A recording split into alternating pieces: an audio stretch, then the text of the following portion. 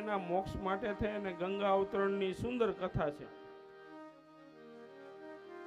બહુ તપ કરવામાં આવે, સગર જાય ને પછી દિલ્હી પર જાય ને તપ કરી કરીને પેઢીઓ હોય જાય પછી ભાગીરથ રાજા હોય ઈ તપ કરે છે અને પછી ગંગા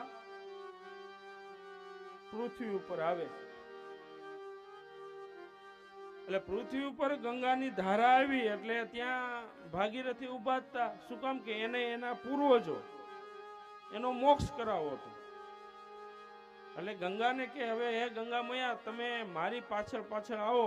મારા જે 60,000 પૂર્વજો બળીને ભસ્મ થયા છે એનો મોક્ષ માટે થઈને તમારે મારી સાથે પાતાળમાં આવવાનું.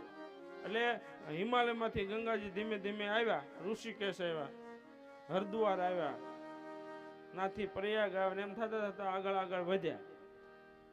બરાબર પાતાળમાં